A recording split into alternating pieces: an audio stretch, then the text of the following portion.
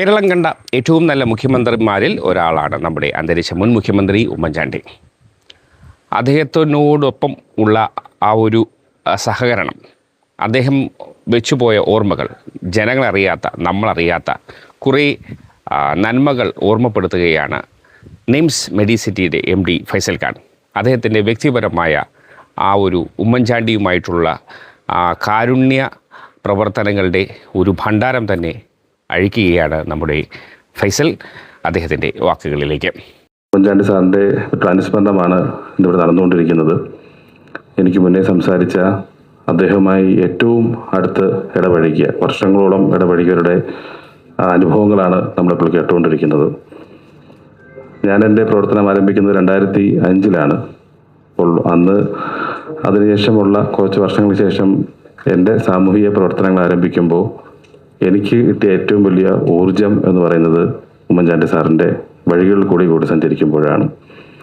അത് കൃപാസനം എന്ന ഒരു ആശ്രമത്തിൽ കൂടിയാണ് ഞാൻ സാറിനെ ഏറ്റവും അടുത്തിരുന്ന് പരിചയപ്പെടുന്ന ഒരു അവസരം ലഭിച്ചത്. ഫാദർ അജിത് കുമാർ അവരുടെ ആശ്രമത്തിൽ നിന്നും.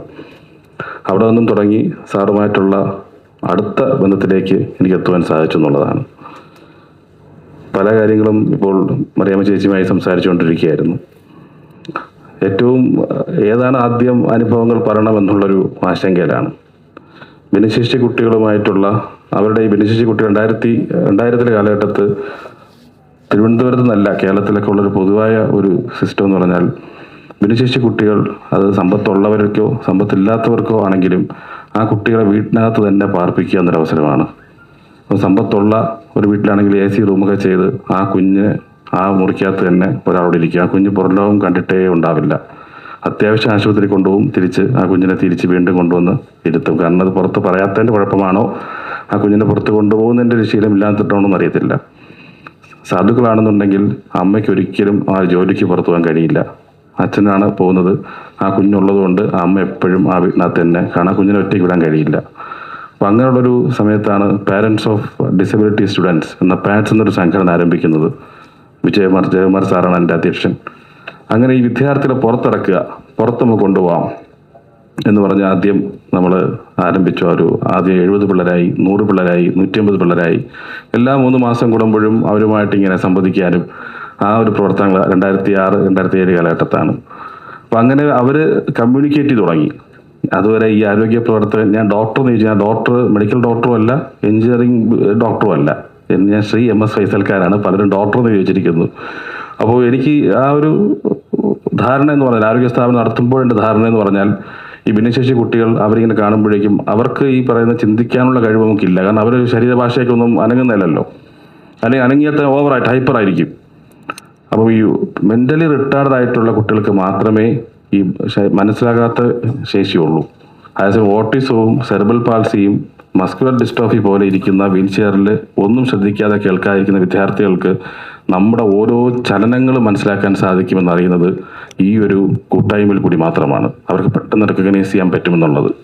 ഞാനൊരു 3-4 പ്രാവശ്യം പ്രോഗ്രാമിന് പോയി കഴിയുമ്പോഴാണ് എനിക്ക് ഒരു കുഞ്ഞിനെയും, എല്ലാവരും ഇങ്ങനെ വീൽചെയറിലൊക്കെ ഇരിക്കുന്നെങ്കിലും എനിക്ക് കുട്ടികളെ റെക്കഗ്നൈസ് ചെയ്യാൻ പറ്റുന്നില്ല. പക്ഷേ 4-5 പ്രാവശ്യം കഴിഞ്ഞപ്പോൾ അവർക്ക് എന്നെ റെക്കഗ്നൈസ് ചെയ്യാൻ പറ്റുമെന്നുള്ളതാണ് അവരുടെ ചേഷ്ടകളിൽ കൂടി.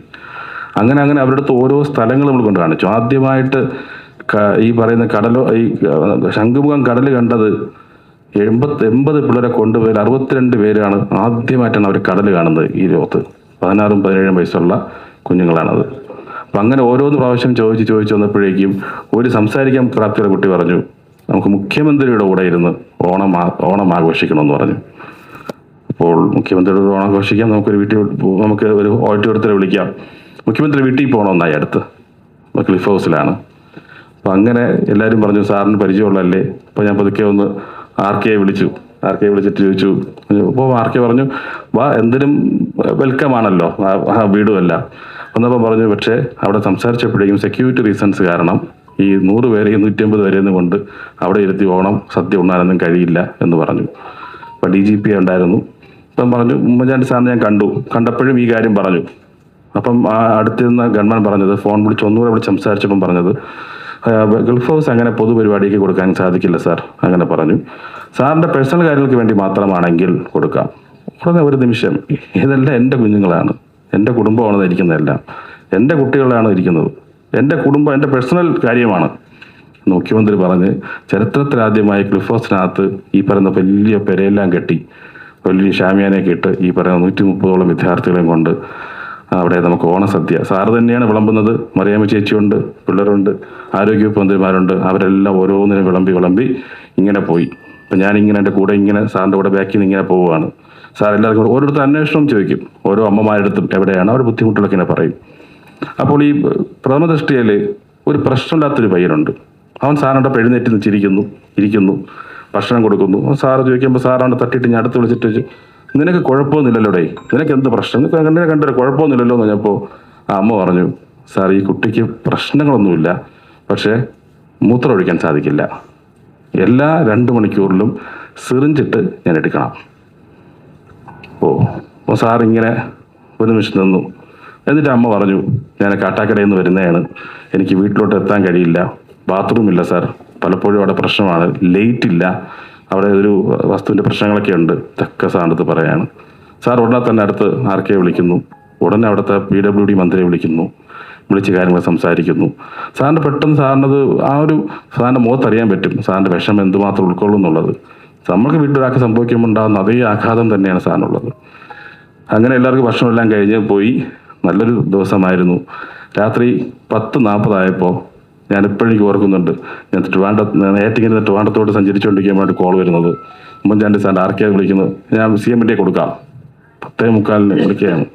എൻ്റെ അടുത്ത് പറയാണ്, ഫൈസൽ അവർക്ക് ബാത്റൂം കെട്ടാനുള്ള അവസരം ഞാൻ പറഞ്ഞ് ശരിയാക്കിയിട്ടുണ്ട്, അവിടെ ചെയ്തുകൊണ്ടിരിക്കുകയാണ്, കറണ്ട് എത്തിച്ചിട്ടുണ്ട്, കറണ്ട് ഒരു ഫയർ ലൈനിനടുത്ത് കറണ്ട് എത്തിച്ചിട്ടുണ്ട്, പിന്നെ അവർക്ക് അവിടെ വഴി ഒന്ന് ശരിയാക്കാനായിട്ട് PWD പറഞ്ഞിട്ടുണ്ട്.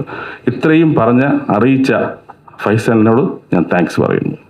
സംസ്ഥാന മുഖ്യമന്ത്രി ഇത്രയും തിരക്ക് പിടിച്ച 10,000 പേര് ഇങ്ങനെ തിങ്ങി നിൽക്കുന്ന, ലോകത്തില്ലാത്ത കാര്യങ്ങളെല്ലാം ഏറ്റെടുത്തിരിക്കുന്ന ഒരു സംസ്ഥാനത്തിൻ്റെ മുഖ്യമന്ത്രി എന്നെ വിളിച്ച് പറയുകയാണ്, തിരിച്ചു വിളിച്ച് പറയുകയാണ്. എന്തെങ്കിലും ആവശ്യമുണ്ടോ?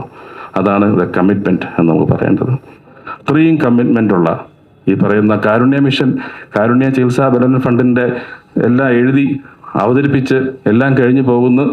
തുടർന്നൊരു സ്കൂളിൻ്റെ ഒരു പ്രോഗ്രാമിലിരുന്ന ഒരു കുട്ടി ഫ്ലവർ കൊടുത്തപ്പോഴേക്കും എന്താണ് പേരും ചോദിച്ചപ്പോഴേക്കും ആ കുട്ടിക്ക് പറഞ്ഞില്ല. അപ്പം പറഞ്ഞു ആ കുട്ടി കേൾവി ശക്തി ഇല്ലാത്ത കുട്ടിയാണെന്ന് പറഞ്ഞു. ആ കൊച്ചു കുട്ടിയെ ചേർത്ത് വിളിച്ചിട്ട് അവിടെ നിന്ന് ഫോൺ വിളിക്കുകയാണ്, IMA വിളിച്ചിട്ട് കേരള മെഡിക്കൽ സർവീസ് വിളിക്കുകയാണ്. ഈ കൊച്ചുകുട്ടി ജന്മനാൽ കേൾവില്ലാത്ത കുട്ടികൾക്ക് എന്തെങ്കിലും ഈ കാരുണ്യ പദ്ധതിയിൽ ഉൾപ്പെടുത്താൻ പറ്റുമോ? അങ്ങനെ ജോൺ പണിക്കർ സാറിനെ വിളിക്കുന്നു. അങ്ങനെ ഒരു കോക്ലിയർ ഇംപ്ലാന്റേഷൻ, ഇന്ത്യ ചരിത്രത്തിൽ ആദ്യമായി കേൾവില്ലാത്ത കുട്ടികൾക്ക് ഒരു സർക്കാർ കോക്ലിയർ ഇംപ്ലാന്റേഷൻ സർജറി നടപ്പിലാക്കണമെങ്കിൽ അത് ഉമ്മൻചാണ്ടി സാറിൻ്റെ ടെൻഷനിലാണ് വന്നിട്ടുള്ളത്. പലതും നമ്മൾ വീരഗാഥകളെല്ലാം കേട്ടിട്ടുണ്ട്. എയർഫോഴ്സിൻ്റെ ചരിത്രത്തിൽ, ഇന്ത്യൻ എയർഫോഴ്സിൻ്റെ ചരിത്രത്തിൽ എയർഫോഴ്സിൻ്റെ വിമാനത്തിനകത്ത് ഒരു ഹൃദയം കൊണ്ടുവന്ന് ഇവിടെ ഹൃദയമാറ്റമൊക്കെ ശസ്ത്രക്രിയ നടത്തിയിട്ടുണ്ടെങ്കിൽ ഉമ്മൻചാണ്ടി സാറിൻ്റെ കാര്യം കൊണ്ട് മാത്രമാണ്. അങ്ങനെ വികസനത്തിൻ്റെ കാര്യം ഒരു പാത പറയുമ്പോൾ സാമൂഹിക പ്രവർത്തനത്തിൻ്റെ കാര്യത്തിൽ സാറല്ലാതെ മറ്റാർക്കും ഉപമിക്കാൻ പോലും അപ്പുറത്ത് ആരുമില്ല. ഉണ്ടെങ്കിൽ സാറിൻ്റെ നിഴൽ തന്നെ ആയിരിക്കും അപ്പുറത്തുള്ളത്. അതുപോലെ തന്നെ ഏറ്റവും എനിക്ക് ഇഷ്ടപ്പെട്ടൊരു ചിന്തിക്കേണ്ട ഒരു സംരംഭം എന്നല്ല ചിന്തിക്കേണ്ട ഒരു കാര്യം എന്ന് പറഞ്ഞാൽ സാറിൻ്റെ ഓർമ്മ ദിവസമാണ്. സാറ് മുഖ്യമന്ത്രിയായിട്ട് വർഷങ്ങൾ കഴിഞ്ഞല്ലേ, 10-12 വർഷം കഴിഞ്ഞു. നമ്മളെല്ലാവരും ജേർണലിസ്റ്റുകളെല്ലാം ഇരിപ്പുണ്ട്, പ്രവർത്തകരെല്ലാം ഇരിപ്പുണ്ട്. സാറ് കൈകാര്യം ചെയ്യുന്ന മൊബൈൽ എന്തായാലും ആരന്വേഷിച്ചിട്ടുണ്ടോ? സാറിൻ്റെ മൊബൈൽ ഉണ്ട്, സാറിൻ്റെ കൈകാര്യം ചെയ്യുന്ന ആർക്ക് എന്താണ് എന്ന് അന്വേഷിച്ചിട്ടുണ്ടോ? ഞാൻ ഇപ്പോഴും പറയുന്നു, ഒരു പ്രാവശ്യമെങ്കിലും നിങ്ങൾ ആ ഫോണിൽ വിളിക്കണം.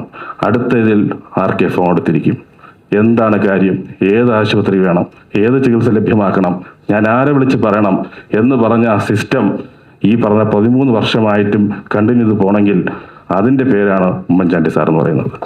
ഞാൻ കഴിഞ്ഞ 4 ദിവസം മുന്നേയും ആർക്കെന്നെ വിളിച്ചിരുന്നു.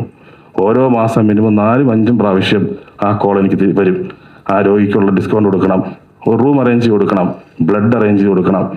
ഞാനത് പ്രൈവറ്റ് ഹോസ്പിറ്റൽ അസോസിയേഷൻ മീറ്റിംഗ് ഇരിക്കുമ്പോൾ എല്ലാവരും പറഞ്ഞു, അതെ എനിക്കും കോൾ വരാറുണ്ട്, നമുക്കും വരാറുണ്ട്. അതാണ് ആ സിസ്റ്റം ബിൽഡപ്പ് ചെയ്ത് പോയിട്ടുള്ളത്.